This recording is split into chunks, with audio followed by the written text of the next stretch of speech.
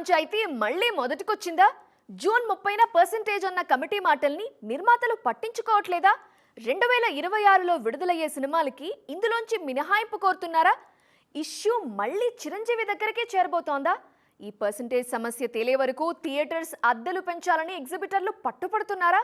అసలు ఏం జరుగుతోందో ఎక్స్క్లూజివ్గా చూద్దామా?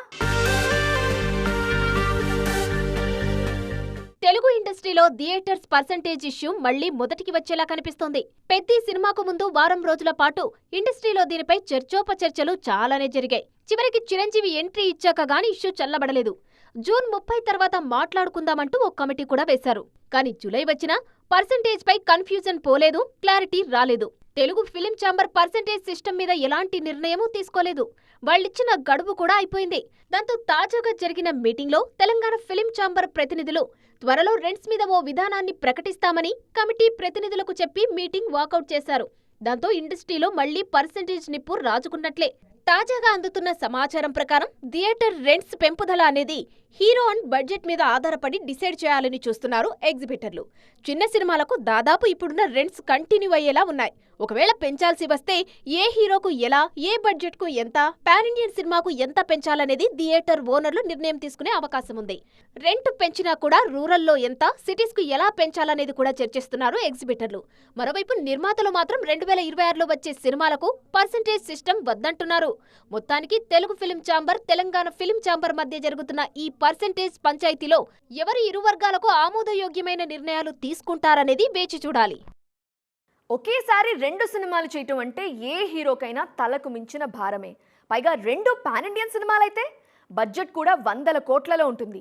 కానీ ప్లానింగ్ పర్ఫెక్ట్గా ఉంటే ఒకేసారి 2 ప్రాజెక్ట్స్ చేయటం పెద్ద కష్టమేం కాదంటున్నారు అల్లు అర్జున్. మరి అట్లీ, లోకేష్ కనగరాజ్ మూవీస్ని ఈయన ఎలా బ్యాలెన్స్ చేస్తున్నారు? పుష్ప సినిమా బన్నీని చాలా మార్చేసింది. దీనికోసం 5 ఏళ్లకు పైగానే సుకుమార్కు తన టైం ఇచ్చేశారు అల్లు అర్జున్. అందుకే నెక్స్ట్ ప్రాజెక్ట్ విషయంలో ఆలస్యం కాకుండా చూసుకుంటున్నారు. 2024 డిసెంబర్లో పుష్ప 2 విడుదలైంది.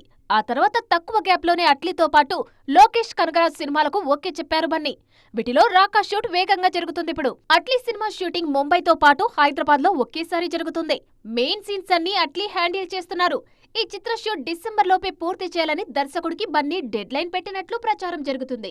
ఎట్టి పరిస్థితుల్లో జనవరి నుంచి లోకేష్ సినిమా సెట్స్ పైకి తీసుకురావాలనేది బన్నీ ఆలోచన.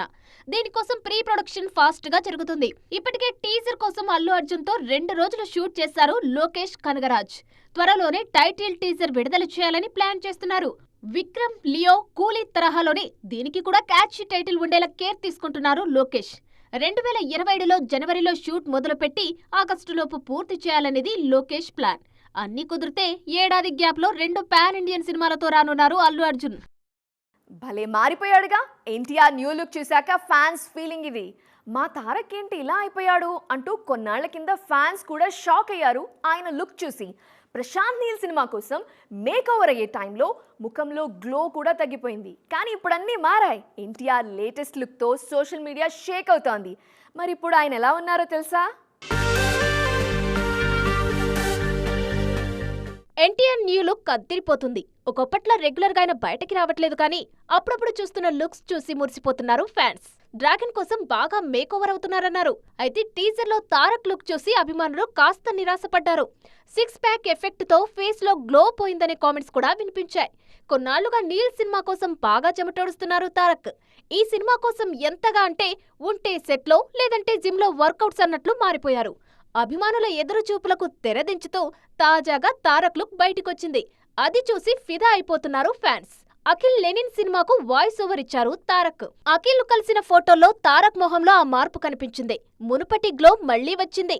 పైగా గతంతో పోలిస్తే చాలా సన్నగా మారి ఇంకాస్త స్టైలిష్ గా మారారు తారక్.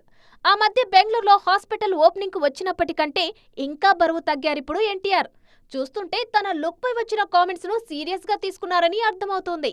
మామూలుగా తన హీరోలను పెద్దగా స్టైలిష్ గా ఏం చూపించారు నీల్. నల్లగా బొగ్గు పూసి చూపిస్తుంటారు. కానీ తారక్ ను మాత్రం హాలీవుడ్ రేంజ్ లో ప్రెజెంట్ చేస్తున్నారు. హై వోల్టేజ్ యాక్షన్ ఎంటర్టైనర్ గా వస్తున్న డ్రాగన్ లో మాఫియా డాన్ గా తారక్ నటిస్తున్నారు. గతంలో బాద్షాలో డాన్ గా కనిపించిన ఎన్టీఆర్ ఇన్నేళ్ల తర్వాత మళ్లీ ఆ తరహా పాత్రలోనే కనిపించబోతున్నారు. వయసులో మాత్రమే వాళ్ళు పెద్దోళ్ళు, కానీ స్పీడ్లో మాత్రం ఇంకా యంగ్స్టర్సే. మన సీనియర్ల తీరు జోరు చూస్తుంటే కుర్ర హీరోలకు కూడా కునుకు రావటం కష్టమే. ముహూర్తం పెట్టేదే ఆలస్యం. షూటింగ్ పూర్తయ్యే వరకు నిద్ర కూడా పోవట్లేదు. ఇప్పుడు కూడా నలుగురు సీనియర్లు ఎవరి సినిమాలతో వాళ్ళు బిజీగా ఉన్నారు. మరి వాళ్ళ బిజీపై మనం కూడా లుక్కేద్దామా? చిరంజీవి డైరెక్టర్ బాబీ కాంబోలో తెరకెక్కుతున్న మెగా 158 షూట్ హైదరాబాద్ లో వేగంగా జరుగుతోంది. కేవీఎన్ ప్రొడక్షన్ బ్యానర్ పై వెంకట్ కె నారాయణ నిర్మిస్తున్న ఈ చిత్రంలో అనస్వర రాజన్ కీలక పాత్రలో నటిస్తున్నారు. ప్రస్తుతం రామ్ లక్ష్మణ్ మాస్టర్ల నేతృత్వంలో వందలాది మంది ఫైటర్లతో భారీ యాక్షన్ సీక్వెన్స్ చిత్రీకరిస్తున్నారు. ఆగస్టు 22న చిరు బర్త్డే కానుకగా టైటిల్ టీజర్ విడుదల కానుంది. మాఫియా నేపథ్యంలో సాగే ఈ కథలో చిరంజీవి డాన్ గా కనిపిస్తున్నట్లు తెలుస్తోంది. వాల్తేరు వీరయ్యను యాక్షన్ కామెడీగా తెరకెక్కించిన బాబీ ఈసారి సీరియస్ సినిమాతో వస్తున్నారు. ఇక వెంకటేష్ కూడా నిన్నటి వరకు త్రివిక్రమ్ సినిమాతో బిజీగా ఉన్నారు. తాజాగా ఈయన అనిల్ రావిపూడి సెట్లో అడుగుపెట్టారు. ఓ భారీ సెట్లో ప్రధాన నటీనటులపై కీలక సన్నివేశాలను చిత్రీకరిస్తున్నారు. Anil Ravipudi shoot jet speed లో జరుగుతుంది. ఈ సినిమాలో వెంకటేష్ సరసన కీర్తి సురేష్ నటిస్తుండగా కళ్యాణ్ రామ్ సరసన కృతి శెట్టి హీరోయిన్ గా నటిస్తున్నారు. వెంకటేష్, కళ్యాణ్ రామ్ కలిసి నటించే సన్నివేశాలు మేజర్ హైలైట్ అవుతాయంటున్నారు అనిల్. బాలయ్య సైతం గోపీచంద్ మలినేని సినిమాతో బిజీగా ఉన్నారు.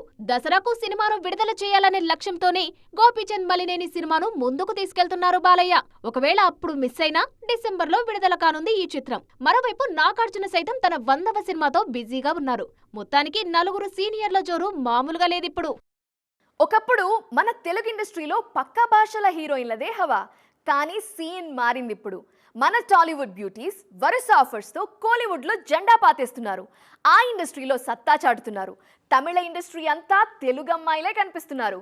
ఇలా టాలీవుడ్ టు కోలీవుడ్ ఫ్లైట్ ఎక్కేస్తున్న మన తెలుగు అమ్మాయిల జర్నీపై ఓ లుక్కేద్దాం రండి. అంజలి, ఐశ్వర్య రాజేష్, బస్టాప్ ఫేమ్ ఆనంది లాంటి తెలుగు అమ్మాయిలు హీరోయిన్ గా గుర్తింపు తెచ్చుకుంది తమిళ ఇండస్ట్రీలోనే. ఈ జనరేషన్ బ్యూటీస్ ఇదే ట్రెండ్ కొనసాగిస్తున్నారు. తాజాగా తమిళంలో శ్రీలీల టైం మొదలైంది. పరాశక్తితో ఎంట్రీ ఇచ్చిన ఈ బ్యూటీ ప్రస్తుతం ధనుష్ మూవీలో హీరోయిన్ గా నటిస్తున్నారు. అలాగే అజిత్ నెక్స్ట్ సినిమాలోనూ ఈమె పేరే వినిపిస్తుంది. మ్యాడ్ సినిమాతో గుర్తింపు తెచ్చుకున్న శ్రీ గౌరీప్రియ ఇప్పుడు తమిళ ఇండస్ట్రీలో వరుస ప్రాజెక్ట్స్ తో ఫుల్ బిజీగా మారిపోయారు. అలాగే బేబీ సినిమాతో ఓవర్ నైట్ సెన్సేషన్ గా మారిన వైష్ణవి చైతన్య ప్రస్తుతం ఆర్యతో సినిమా చేస్తున్నారు. జీవి ప్రకాష్ కుమార్ తోనూ ఆఫర్ వచ్చినట్లు తెలుస్తుంది. యూట్యూబ్ ఫోక్ డాన్సర్ నాగదుర్గ కూడా తమిళంలో పవిష్ నారాయణ్ తో LOL సినిమాతో హీరోయిన్ గా పరిచయం అవుతున్నారు. LOL అంటే లవ్ ఓ లవ్ అని అర్థం. జూలై 10న విడుదల కానుంది ఈ చిత్రం. ఇది రిలీజ్ అవ్వకుండానే ఇడుపు కాగితంలో హీరోయిన్ గా ఎంపికయ్యారు నాగదుర్గ. ఇక కోర్టు సినిమాతో మెప్పించిన శ్రీదేవి ఇప్పటికే తమిళంలో అడుగు పెట్టేశారు. మానస చౌదరి సైతం తమిళంలో ఆర్యన్, DNA సినిమాలు చేశారు. మొత్తానికి మన తెలుగు అమ్మాయిలు చెన్నైలోనూ గట్టిగానే పాగా వేస్తున్నారు. Ramayana cinema pre release business సంగతి ఏంటి? ఈ సినిమాకి ముందనుకున్నంత రైట్స్ పలకలేదా? చివరికి చేసేదేం లేక సగం మొత్తానికి సినిమాని అమ్మేస్తున్నారా? రామాయణ ఇండియన్ డిస్ట్రిబ్యూషన్ రైట్స్ ఎవరు సొంతం చేసుకున్నారు? 4000 కోట్ల సినిమాకి ప్రమోషన్స్ ఎప్పటి నుంచి మొదలు కానున్నాయి? నితీష్ తివారీ దర్శకత్వంలో తెరకెక్కుతున్న రామాయణ ఫస్ట్ పార్ట్ దీపావళి కానుకగా విడుదల కానుంది. 4000 కోట్లతో 2 భాగాలుగా రూపొందుతున్న ఈ చిత్రాన్ని నమిత్ మల్హోత్రా, హీరో యష్ సంయుక్తంగా నిర్మిస్తున్నారు. ఈ సినిమా ఇండియన్ డిస్ట్రిబ్యూషన్ రైట్స్ ను ధర్మా ప్రొడక్షన్ సొంతం చేసుకుంది. గతంలో బాహుబలి 2.0, ది ఘాజీ అటాక్, దేవర లాంటి సినిమాలను ధర్మా ప్రొడక్షనే విడుదల చేసింది. ఈ డిస్ట్రిబ్యూషన్ డీల్ కోసం నిర్మాత నమిత్ మల్హోత్రా డిస్ట్రిబ్యూటర్లకు 30 నిమిషాల ఎడిట్ చేసిన ఫుటేజ్ ని చూపించారని తెలుస్తోంది. ముందుగా రైట్స్ కోసం 500 కోట్లతో చర్చలు మొదలైనప్పటికీ చివరకు 250 కోట్లకి ధర్మా ప్రొడక్షన్ సొంతం చేసుకుంది. ఇందులో రాముడుగా రణబీర్ కపూర్, సీతగా సాయి పల్లవి, రావణుడిగా యష్, హనుమాన్ గా సన్నీ డియోల్ నటిస్తున్నారు. రామాయణపై ఉన్న హైప్ కు 250 కోట్లు అంటే తక్కువే. కానీ ధర్మా ప్రొడక్షన్ కు ఇది రిస్క్ తో కూడుకున్నదే. కొన్నాళ్లుగా కరణ్ జోహర్ ఫ్లాపుల్లో ఉన్నారు. మరోవైపు జూలై 18న రామాయణ ట్రైలర్ రానుంది. రిలీజ్ కు 2 నెలల ముందే ట్రైలర్ రిలీజ్ చేసి హైప్ పెంచాలని చూస్తున్నారు మేకర్స్. మొత్తానికి బిజినెస్ పరంగా రామాయణ నెమ్మదిగానే అడుగులేస్తుంది. రిలీజ్ తర్వాత దూకుడు పెరుగుతుందేమో చూడాలి. సో చూసారు కదా, ఇది ఇవాల్టి ఈటీ ఎక్స్క్లూజివ్. మరిన్ని ఇంట్రెస్టింగ్ అండ్ ట్రెండింగ్ అప్డేట్స్ తో మళ్ళీ కలుద్దాం. టిల్ దెన్ బాయ్, జై జీ.